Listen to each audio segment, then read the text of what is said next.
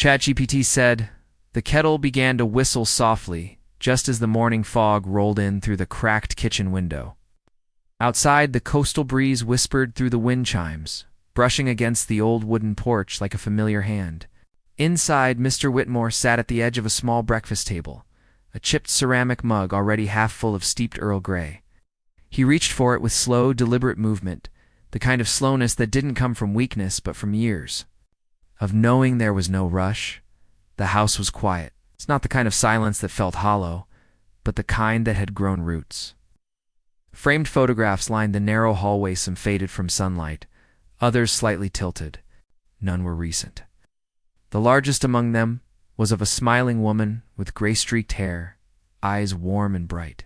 Onay had been Mary, his wife. Gone now, almost 20 years. Since then, the silence had expanded, folding gently around the bookshelves. The writing desk, the neatly stacked letters tied in ribboned bundles, all labeled by year. The ringing telephone broke the morning calm. Not loud, not jarring, just unexpected.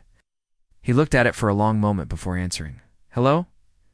His voice was soft, raspy with age. "Mr. Whitmore?" "What?" A woman's voice, young, polite, slightly nervous. "This is Claire from the Moment, the televised talk show." He blinked. "I don't watch much television." She chuckled lightly. "That's all right, sir. Right. This may sound a bit unusual. Right. To be our special guest this Thursday. Live taping in Los Angeles?" He furrowed his brow. "I think you may have the wrong person." "We don't," she said quickly, her tone shifting to something gentler. "Someone very dear to you specifically requested your presence. They didn't want us to say more. It's just that it would mean a great deal if you came." He stared out the window. The fog had started to lift. A few birds gathered along the wire. He hadn't been invited anywhere in a long time, not since his retirement party at the high school library, not since the staff forgot to put his name on the sheet cake. "I'm no speaker," he said after a pause. "We're not asking you to be," she replied. "Just to show up. Show up." That phrase settled somewhere deep in his chest. "Who is it?" he asked quietly. "I'm afraid they asked us not to say, but they said you once made them feel seen when no one else did." His heart caught in his throat. After a few seconds, he nodded to himself, even though no one could see it. "I'll come." After hanging up, he stood slowly. His knees ached. His back protested. But there was a flicker of something in him that hadn't moved in years. He went to his study, small, sunlit. Walls lined with paperbacks and old report cards, and opened the bottom drawer of his desk. Inside was a worn leather folder. Its surface cracked, corners curled. He opened it with careful fingers. Inside were papers he had carried for decades, an essay titled, "Where I Grow Up, I Want to Make Pain Smaller," a faded cast photo from the Crucible, and a folded note written in a teenager's scrawled handwriting, one he'd never returned. He ran his fingers over the boy's name, barely visible now in the lower corner. He pressed the folder closed, held it to his chest, and looked out the window once more. The light was different now. Something was waiting for him in Los Angeles.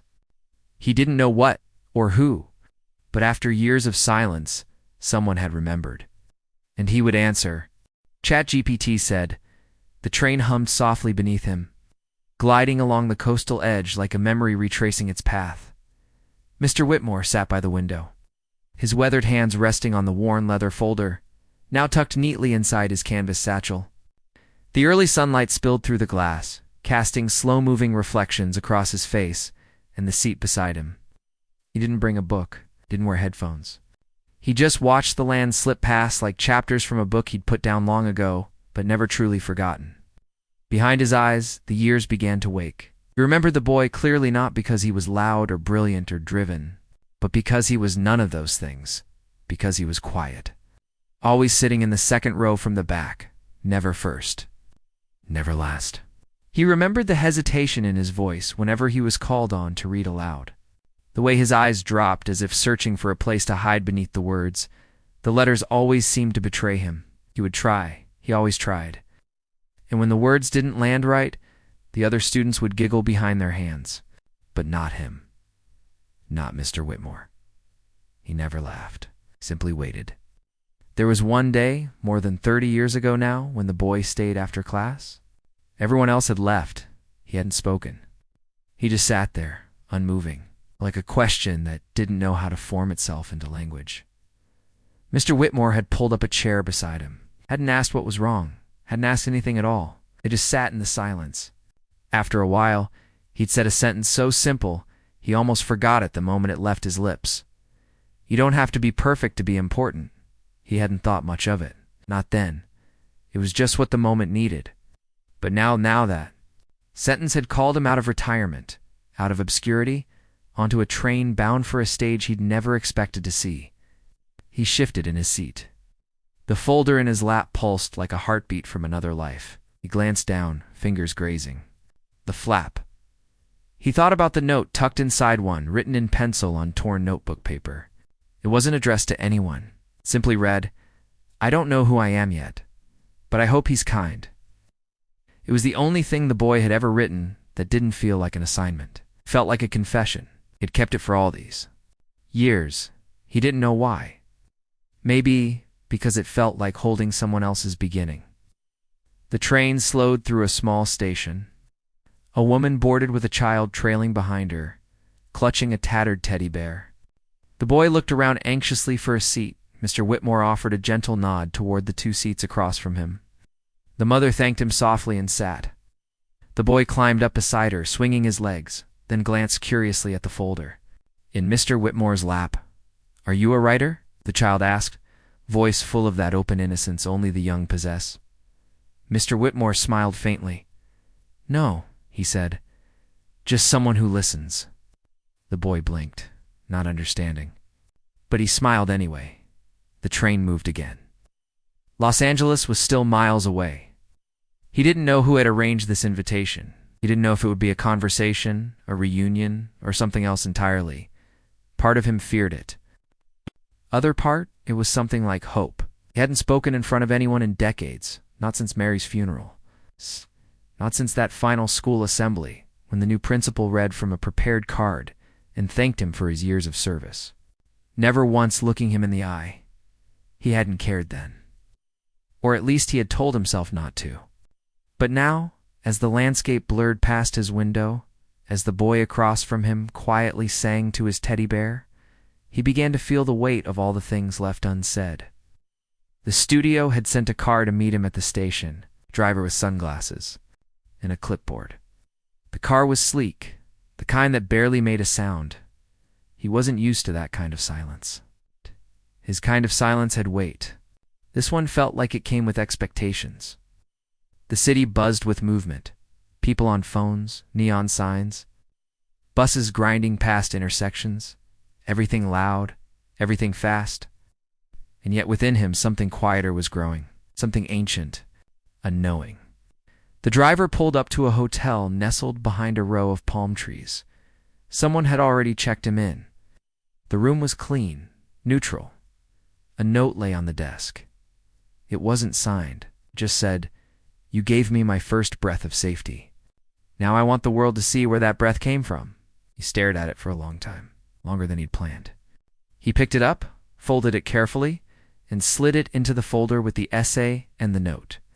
He sat down in the armchair by the window and looked out at the city he'd avoided for most of his life. It's a place where dreams were turned into currency. And silence was often mistaken for absence.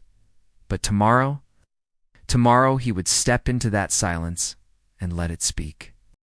The hotel room was still, but the silence wasn't restful. It throbbed like something waiting to be named. Mr. Whitmore stood at the window as the city of Los Angeles pulsed below him, its buildings casting long shadows against the evening. Haze. He wasn't used to being this high off the ground.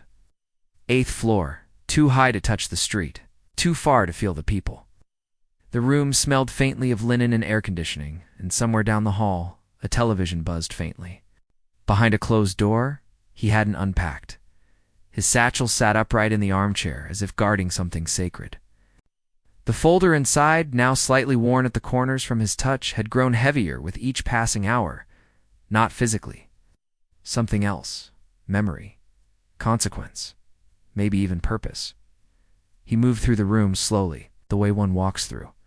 A place that isn't home, but might briefly matter. He straightened the edge of the bedspread, touched the frame of the mirror. His hands trembled slightly, not with fear, but with the overwhelming awareness that something long buried was about to rise. A knock, soft, intentional. He turned. For a second, he didn't move, just listened. A second knock followed, firmer. He opened the door.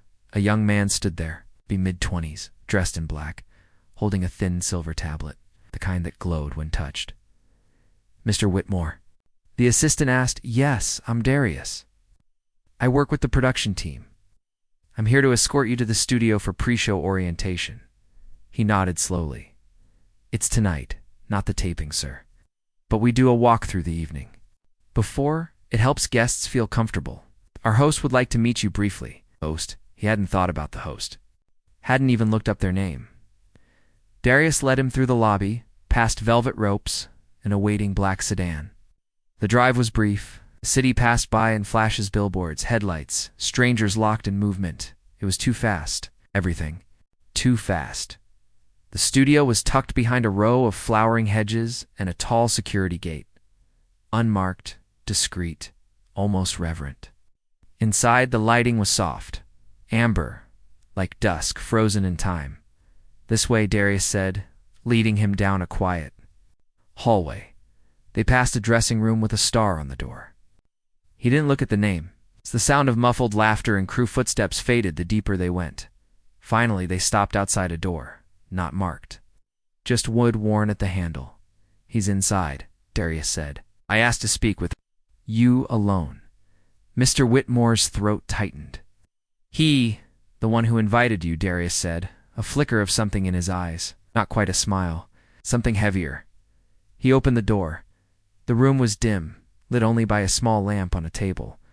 In the corner, a single chair, a teacup, and a figure facing the opposite wall, hands folded, shoulders square.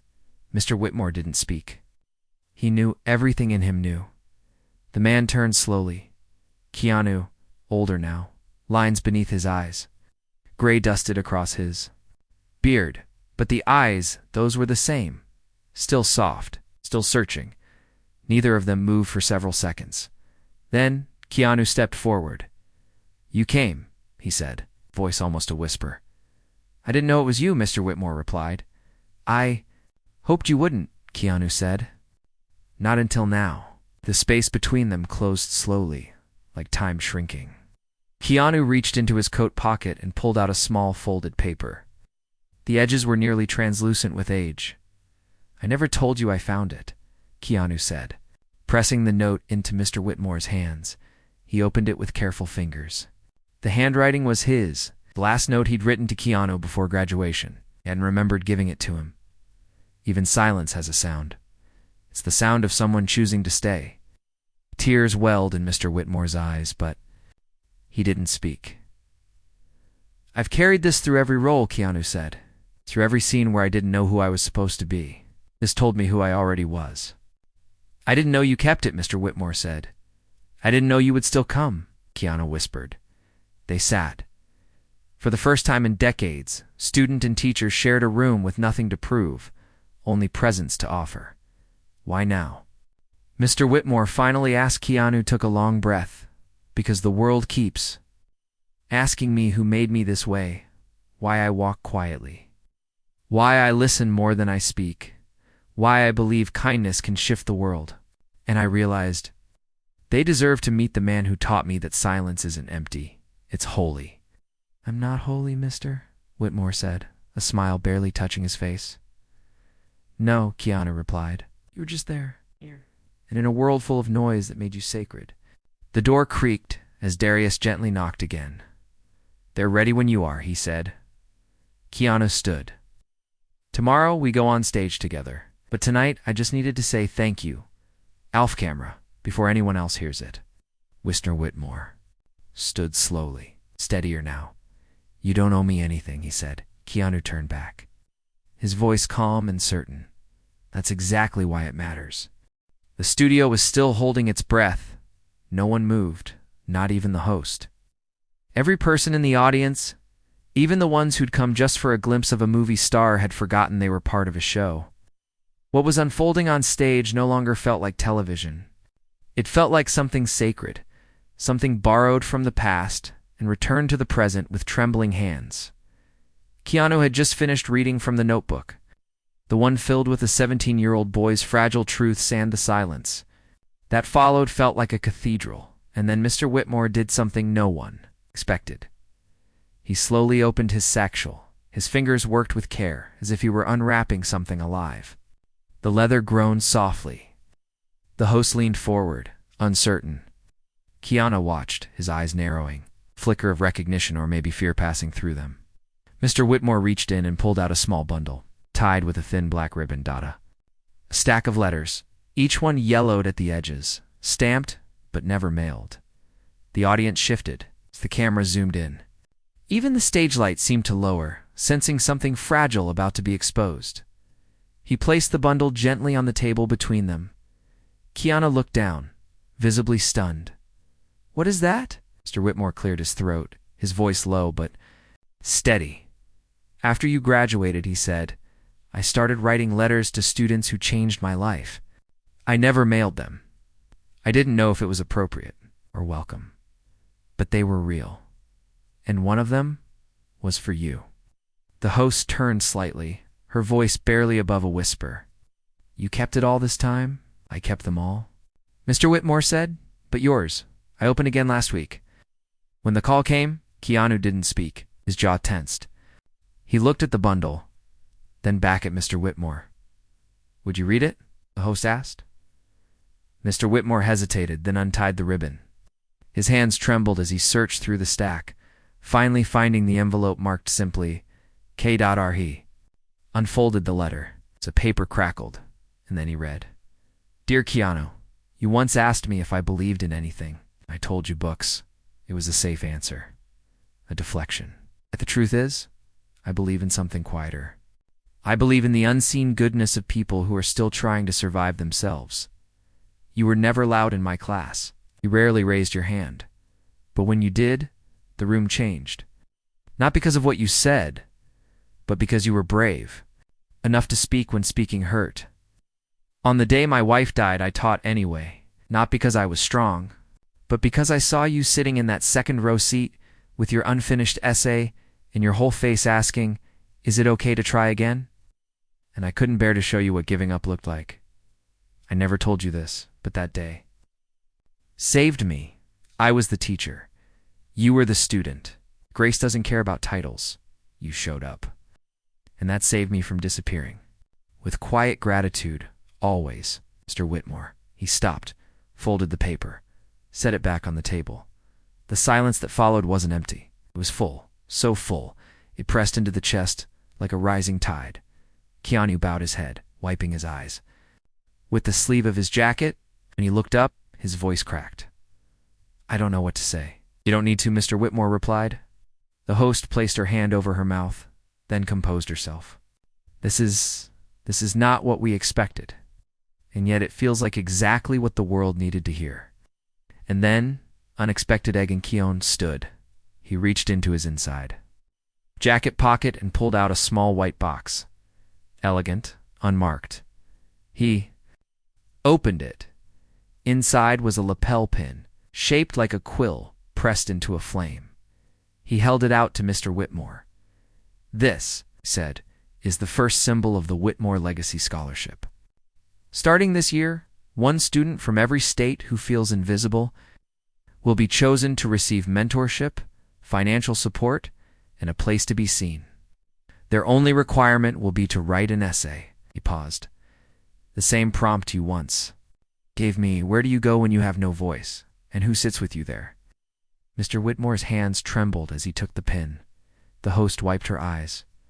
"Why that essay prompt?" Keanu's reply was immediate. "Because the answer will always be a teacher." The crowd didn't erupt in applause. Not yet. Instead, they stood silently, thousands of people on their feet, not clapping, not shouting, just standing, because sometimes reverence is the only response worthy of a moment like this. And backstage, just out of frame, the production team huddled in stunned silence, some weeping. others holding their cameras like relics. This wasn't a story, it was a restoration, and tomorrow, the world would wake up different. The studio lights were already warming the room when Mr. Whitmore stepped through the side curtain, led quietly by a stage assistant with a headset and the kind of reverence usually reserved for historic objects. The audience had no idea who he was, yet not really. To them, he was just an old man with a slightly stooped posture and a satchel clutched gently in both hands. But to one man seated on the opposite end of that stage, Keanu Reeves, this wasn't just another segment. It was the moment he had waited half a lifetime to make right. The studio had been redesigned for the occasion. No flashing graphics, no countdowns, no dramatic voiceovers, just warm amber lights, a single table with 2 chairs, and a black notebook resting in the center. Untouched, Keanu stood the moment he saw Mr. Whitmore, and without words crossed the floor and embraced him. The crowd, live in millions watching from home, watched a scene unfold that none of them could yet understand. The way Keanu held the older man wasn't performative. It wasn't for applause, it was something more ancient. Like a boy finally returning a debt no one else had ever seen. They sat down slowly. The host, a respected journalist named Elena Rios, gave them space. She didn't rush, didn't launch into introductions. Instead, she waited, letting the quiet stretch, breathing with the moment. Then softly she spoke. "Mr. Reeves, would you like to begin?" Keanu nodded, his voice steady but low. "When I was 17, he said, I couldn't read aloud without trembling. I thought I was broken, and the world, it kind of agreed." The audience leaned in. I was failing English, not because I didn't understand the stories, but because I couldn't get the words out the right way. It was like the language came with locks, and everyone had the keys but me. He turned slightly toward Mr. Whitmore, and then I met this man. Mr. Whitmore didn't ask me to be loud, or confident, or better than anyone else. He just stayed. The host's voice broke gently into the silence. "What do you mean by stayed?" Keanu looked down at the black notebook. He didn't walk away when I failed a sentence. He didn't flinch when I cried after class. He didn't try to fix me with advice. He sat beside me and said the one thing I'd never heard before. He glanced at Mr. Whitmore. "You don't have to be perfect to be important." A hush fell over the room. Mr. Whitmore cleared his throat, but said nothing at first. The camera caught his hands, worn, freckled, trembling slightly on the satchel in his lap. "I remember you," he said softly. "More than you know." The host leaned forward. "Mr. Whitmore, did you know who Keanu would become?" He smiled faintly. "I didn't know what he would become, but I knew who he already was." The room held its breath. "He was kind," Mr. Whitmore continued. "Not loud about it, not perfect, but kind in a way that made you want to protect him from the world's noise. I was just a man who happened to see that." Keanu wiped his eyes with the back of his hand. "But you did more than see me. You waited for me." The host looked between them, something emotional building in her throat. "What made you invite him here now?" she asked Keanu. He looked up. "'Cause for the last 30 years, everyone has asked me who taught me to be still in a storm. And I've always wanted to answer honestly. It was never Hollywood. It wasn't fame or film sets. It was a man who carried his wife's grief in one pocket and my broken essays in the other. Never once dropped either." Gasps rippled through the crowd. Mr. Whitmore blinked quickly, trying to keep the tears from falling. "You knew about Mary?" he asked quietly. "Not then," Keanu said. "But I know now. I don't know how you carried both our sadness at the same time." But you did." The black notebook between them sat unopened. "May I?" Keanu asked. Mr. Whitmore nodded. Keanu opened it gently, revealing yellowed pages filled with his teenage handwriting. Some lines crossed out, others rewritten. A few smudged from what might have been tears. "I want to read something," he said. The host nodded. He began reading aloud. "I am not made for noise. I walk quieter than most, not because I'm hiding, but because I'm afraid I'll break something if I speak too loud. Sometimes, I wish someone would just sit beside me and say, 'It's okay, I'm here.' I hear the silence too." He closed the notebook. No one clapped. No one needed to. The silence was enough. and from the wings behind the camera, producers wiped their eyes. This wasn't just a segment, this was a reckoning, a homecoming, tribute, and something more was still to come, because tucked in Mr. Whitmore's satchel, beneath the old essay and the unreturned note, was a letter even Keanu didn't know existed. ChatGPT said. The lights dimmed gently, casting long shadows across the studio floor. The moment should have ended there. The audience was already standing. The host had already wiped her tears. Keanu had placed the lapel pin in Mr. Whitmore's. Trembling hands and millions watching from home had already felt their hearts fold into something tender. But something was still unfinished. Mr. Whitmore could feel it. It pressed against his chest like a name he hadn't spoken in years, left unsaid.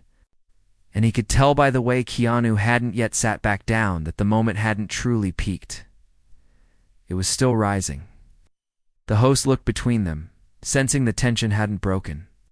"Mr. Whitmore," she asked quietly, "is there something more?" He nodded once. "There is," he said. And then, slowly, he reached back into his satchel and pulled out one final item. Sealed envelope. White. Untouched. Crisp edges despite its age. Keanu leaned forward. "This," Mr. Whitmore said, "was given to me anonymously. Weeks after you graduated, no return address. No name. I've kept it sealed all these years. But something in me always believed it was from you." Keanu's eyes widened, then darkened with memory. "I left something. But I thought you never found it." "I found it," Mr. Whitmore said. "But I wasn't ready to read it. I think I was afraid it would be a goodbye." The host looked stunned. "You've never opened it?" He shook his head. Keanu's hand instinctively reached for the envelope. But then he paused. Can we open it now?" Mr. Whitmore handed it to him. With careful fingers, Keanu broke the seal. Pulled out a single sheet. Read silently at first. His jaw trembled. He looked at the audience, then at Mr. Whitmore, then began to read aloud. "Dear Mr. Whitmore, I couldn't say this to your face because it would have broken me, and maybe it still will. I don't know how to explain what your classroom did to me, how it felt to walk into a space where my silence wasn't punished, but welcomed how you never tried to fix me. Just sat beside me like I was already enough. Every other place made me feel like an error, but you made me feel like a sentence worth finishing. I don't know who I'll become, maybe an actor, maybe nothing. But whoever I am, I'll be carrying your quiet inside me like armor. And if I ever do anything worth remembering, I hope they ask me where it came from, because then I'll finally get to say your name out loud. Thank you for holding space. Thank you for not walking away. Your student Keanu." Silence. A complete aching silence. Even the lights seemed to dim further, as if the room itself wanted to bow. Keanu folded the letter and placed it on the table. Mr. Whitmore's voice, barely above a whisper, carried through the hush. "I thought I was holding on to it for you," he said. "But maybe I was holding on to it for myself. Maybe I needed to remember that I mattered once, too." Keanu reached across the table and took his hand. Not like a student, not like a celebrity, but like a son. "You didn't just matter once," he said. "You matter still." The host tried to speak but couldn't. Her voice cracked the moment she opened her mouth. So she let the cameras speak instead. On screen, the producers quietly faded in a soft image of photo from decades ago, black and white, grainy, a classroom, desks, and a young Keanu Reeves sitting in the second row. Eyes low, shoulders curled inward. And behind him, by the window, stood a man with a sweater vest and a soft smile, watching, not correcting, not controlling, just watching, just staying. The audience finally clapped, but not loudly. It was the kind of applause you give to something that changed you. Not a performance, not a speech, something else, something holy. Keanu stood, helped Mr. Whitmore to his feet. Together they turned toward the crowd. The host stepped forward, her voice steadying now.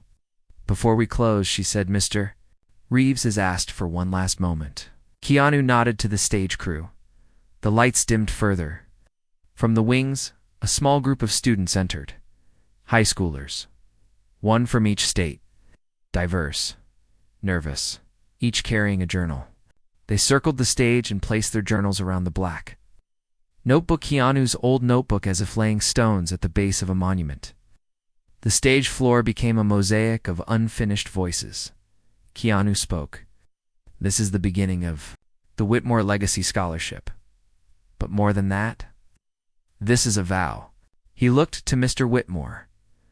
A vow that no student should ever feel invisible again. The host placed a hand over her heart. And what does the scholarship ask in return? Keanu smiled gently. Just one thing. The camera zoomed in.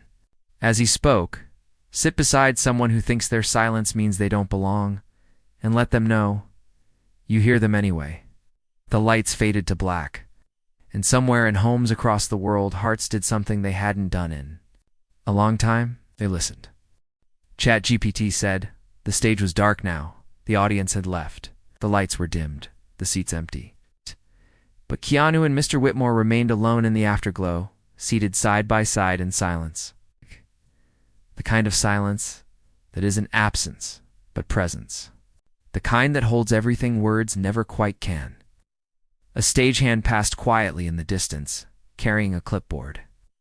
The cameras had stopped rolling. The scholarship was announced. The students had gone. And yet something remained unfinished.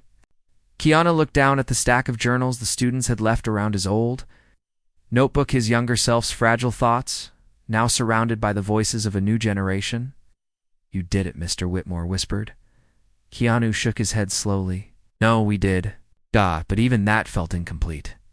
There was something still lodged between them, something even deeper than gratitude or memory, something older. And it came unexpectedly from Mr. Whitmore. I almost left teaching, he said quietly. Long before Mary. Got sick? Keanu turned toward him. Why? Because I thought I wasn't reaching anyone. Day after day, I'd stand in front of 30 faces and feel like a ghost, like I was pouring into a well with no bottom. He paused, looking out at the empty rows of seats. I didn't know you were listening. Keanu's voice was low, filled with reverence. I wasn't just listening, he said. I was becoming. Whitmore smiled faintly. And now you've become more than I ever dreamed. It's not because of your fame, but because you remembered. Keanu leaned forward, elbows on knees, hands folded tight. I never forgot, he said, but I did hide. For a long time, behind roles, behind silence. Behind a smile that wasn't always honest, he paused, then continued more slowly. There was one moment right before the Matrix took off, when he was. Everything hit at once. Interviews, pressure, fame, and I almost broke. I went back to my old apartment, sat on the floor, sat on the notebook again. He looked at Mr. Whitmore, eyes filled with weight. I read your note. What, the one at the back? The one you never signed. Mr. Whitmore's face softened. When the world gets too loud, Keanu recited, turn to the places that held you when you had no name. The older man blinked slowly. I remember writing that. It saved me, Keanu said, again and again. They sat for a moment longer, just breathing, just being. And then another surprise. A soft knock at the stage door. Neither of them moved at first. Then a crew member peeked in, holding a letter. This was dropped off for Mr. Whitmore, she said. No name, just said it was important. Mr. Whitmore took it gently. The envelope was old, yellowed, sealed with wax. He opened it slowly. Inside was a folded page, handwritten, not typed, the penmanship delicate, feminine. His breath caught. It was from Mary. The room seemed to freeze. He began to read, voice cracking under the weight of something too sacred to hold lightly. My love, if you're reading this, it means you've lived longer than me, and that's how it was always meant to be. You were made to stay, to endure, to teach. I know you've doubted your impact. I've seen it in your eyes. But let me remind you of this: every quiet soul you protected, every scared child you waited for. They remember you. Even if they never say it out loud, they carry you. And one day, one of them will return. Not for closure, not for thanks, but because your silence made room for their voice. I hope he finds you. I hope you let him in. Love always, Mary. Mr. Whitmore folded the letter with both hands trembling, pressed it to his chest, eyes closed, breath shallow. Keanu sat motionless, tears falling freely now. The letter had cracked open something deeper than any applause, any scholarship, any tribute ever could. This wasn't just about education. This was about the echoes we leave behind, the ones we don't hear until years later. And someone brave enough walks back through the silence and says, I remember. Mr. Whitmore turned to him, his voice shaking. Thank you for finding me. Keanu reached out, placing a steady hand on his shoulder. Thank you for not giving up before I could. They stood together. No audience now, no lights. Just two men framed in shadow and memory. And just before they left, Keanu picked up his old notebook from the center of the stage. He opened to the last page, the only one still blank. He wrote, in quiet strokes, Legacy is not what you leave behind. Two walks beside you, years later, still holding your name with reverence. He closed the notebook, handed it to Mr. Whitmore, and together they walked off stage into the soft darkness, where cameras couldn't follow, memory could, and so could grace. Ending line is, this conversation helpful so far?